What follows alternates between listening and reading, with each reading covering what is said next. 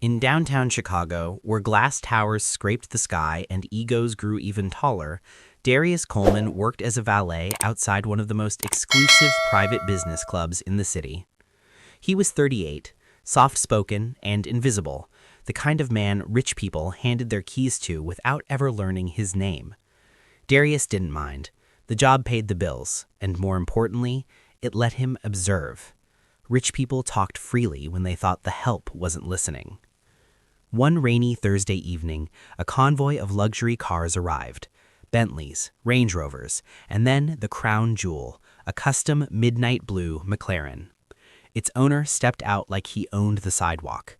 Grant Whitmore, tech CEO, media darling, net worth north of $120 million. Darius took the keys politely, as he always did. The rain was heavy, visibility low. As he parked the McLaren, the tire brushed a shallow curb, a barely audible scrape. Nothing visible, no damage, but Grant heard it. He stormed into the garage like a man hunting prey. "Are you kidding me?" Grant shouted, his voice echoing off concrete walls. Everyone stopped. Other valets froze. Security pretended not to see. Grant demanded the manager, demanded compensation, demanded consequences, for show, for dominance. Within minutes, Darius was pulled aside. No investigation, no discussion. "Grant is a member," the supervisor whispered. "I'm sorry." They took Darius's badge. His shift ended early, in the rain. As Darius walked away, soaked and humiliated, Grant called out one last time, "Next time, don't touch things you could never afford." The crowd laughed nervously. Darius didn't react, but as Grant turned away, Darius noticed something strange. Grant's phone, still in his hand, buzzed with notifications, financial alerts, internal emails, subject lines visible for just a second. Enough for a trained eye. Darius memorized every detail. Grant thought he'd crushed a valet.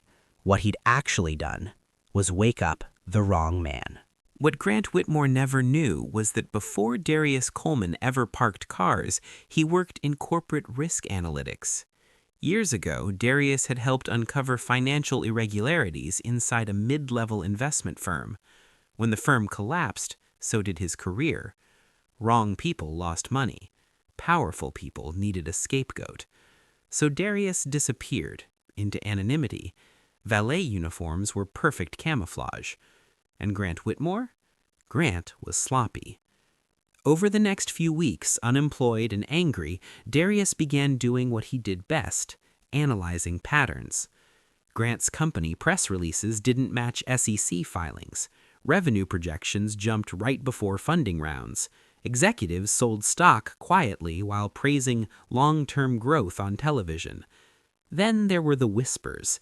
Darius still had contacts, old colleagues, compliance officers who owed him favors. One quiet call turned into two into documents, documents into proof. Grant's empire wasn't built on innovation, it was built on fraud.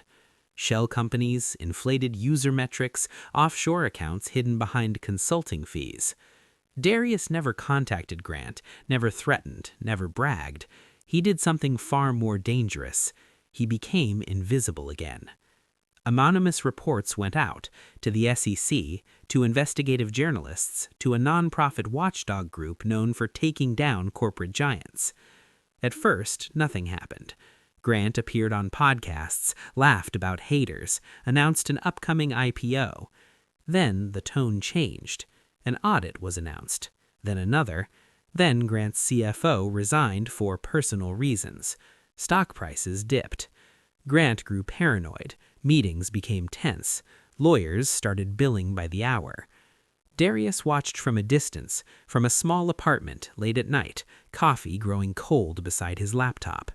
This wasn't revenge fueled by rage. It was revenge fueled by precision. Grant had destroyed Darius publicly. Darius was dismantling Grant privately. And the best part? Grant still didn't know his name. The collapse didn't come quietly. It came live.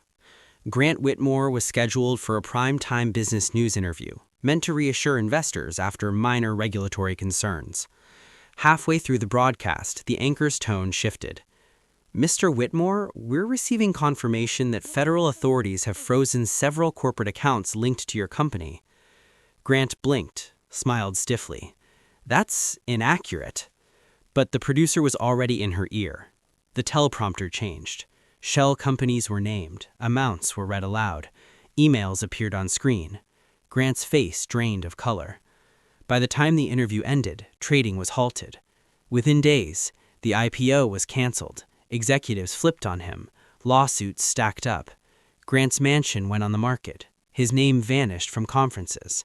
3 months later, Grant stood outside the same private club where he once ruled, suit wrinkled, eyes hollow, arguing with security.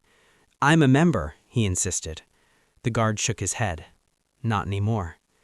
As Grant turned away, he nearly collided with a man walking past. A man in a clean coat, calm posture, confident. Darius.